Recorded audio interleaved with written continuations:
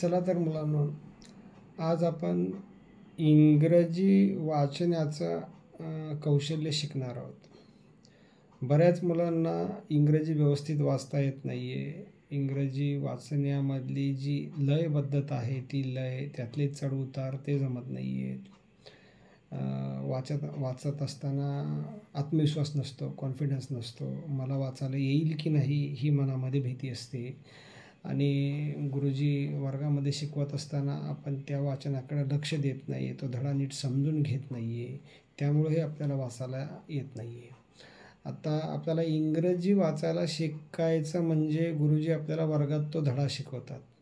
धडा शिकवत असताना जे शब्द आपल्याला इंग्रजी वाचता येत नाही, त्या शब्दाला पेन्सिलने आपण अधोरेखित केलं पाहिजे आणि त्या शब्दाच्या बाजूला आपण त्या शब्दाचा उच्चार लिहिला पाहिजे.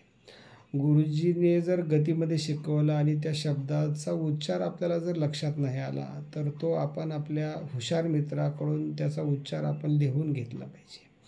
आणि तो शब्द जो नवीन आहे, ज्याचे स्पेलिंग अधिक आहेत आणि जो शब्द उच्चाराला पण अवघड आहे, त्या शब्दाचा उच्चार आपण 10 वेळेस केला पाहिजे. तो शब्द पुन्हा पुन्हा म्हटला पाहिजे. आणि मग अशा पद्धतीनं त्या पाठामधले किंवा त्या कवितेमधले जे शब्द आपल्याला येत नाही, ते शब्द अधोरेखित करणं, त्याच्या बाजूला त्याचा उच्चार लिहिणं, ते शब्द पुन्हा पुन्हा वाचणे. आणि जेव्हा आपण एकांतात बसून तो धडा वाचायला लागतो, तेव्हा आपल्याला लक्षात येतं की काही शब्दांचा उच्चार आणखी आपल्याला व्यवस्थित करता येत नाही आहे. तर ते शब्द पुन्हा पुन्हा म्हणणं, आणखी किमान 10 वेळेस त्या शब्दांचा उच्चार करणं आणि अधिक वेळेस 100 वेळेस त्या शब्दाचा उच्चार अगदी स्पष्ट पद्धतीनं जर आपण केला, तर आपल्याला त्या शब्दांचा चांगल्या प्रकारे उच्चार करता येतो. ही झाली ज्याला म्हणतो प्रथम पायरी. आणि एकदा का आपल्याला तो धडा चांगल्या प्रकारे वाचायला यायला लागल्यानंतर पेन्सिलनं आपण त्या शब्दाचा उच्चार जो पाठावर लिहिला आहे, तो उच्चार परत खोडून काढायचा आणि परत पुन्हा त्या धड्याचं वाचन करायचं. आणि जर न थांबता, न अडखळता, अगदी संत गतीनं जर आपल्याला तो धडा व्यवस्थित वाचायला आला, एकही शब्द आपला अडखळला नाही, तर आपण लक्षात घ्यायचं आपल्याला वाचन बऱ्यापैकी यायला लागलेलं आहे. मग आत्ता आपण शिकलेला धडा चांगल्या प्रकारे वाचत आहोत, आपल्याला वाचता येत आहे, हा आत्मविश्वास आपल्याला आल्यानंतर आपण आपल्या वर्गातील एखाद्या हुशार व्यक्तीला त्या धड्याचं वाचन करून दाखवलं पाहिजे.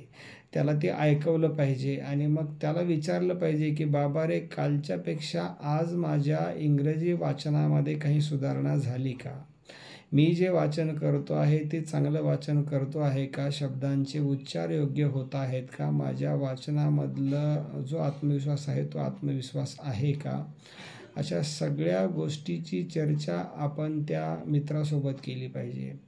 आणि याशिवाय आपण घरी अभ्यास करत असताना आपल्या घरी जर एखादी इंग्रजीमधली जाणकार नातेवाईक असतील, वडील असतील, आई असेल किंवा आजी आजोबा, बहीण भाऊ कुणी असेल, तर त्याच्याशी सुद्धा आपण गप्पा मारल्या पाहिजे. त्याला पण वाचन करून दाखवलं पाहिजे की मला हे येतं का? आणि जर एखादी गोष्ट येत नसेल तर ती त्याच्याकडून आपण शिकून घेण्याचा प्रयत्न केला पाहिजे. म्हणजे अशा पद्धतीनं आपण इंग्रजी या विषयाचं वाचन करू शकतो. म्हणजे सगळ्यात महत्त्वाचं काय वाचनामध्ये, तर आपल्याला तो शब्द आणि त्या शब्दाचं स्पेलिंग वाचल्यानंतर त्याचा उच्चार करता आला पाहिजे. म्हणून आपल्याकडं शब्दसंपत्ती जी आहे, इंग्रजीची शब्दसंपत्ती ही अधिक असली पाहिजे आणि इंग्रजीचे पाठ केलेले शब्द आपण लक्षात ठेवले पाहिजे. तोच शब्द जर पुन्हा पुन्हा रिपीट होत असेल आणि त्या शब्दाचा उच्चार जर करता येत नसेल, तर आपला इंग्रजी वाचनातला हा दोष आहे आणि तो दोष दूर करण्याचा प्रयत्न आपण स्वतःहून केला पाहिजे. तरच आपल्याला चांगल्या प्रकारे इंग्रजी वाचता येतं. आणि इंग्रजी वाचनाचा जो सराव आहे तो आपण दररोज केला पाहिजे. जोपर्यंत आपल्याला सातत्यानं चांगल्या प्रकारचं न अडखळता इंग्रजी वाचता येत नाही, तोपर्यंत आपण वाचत राहिलं पाहिजे, त्याचा सराव केला पाहिजे.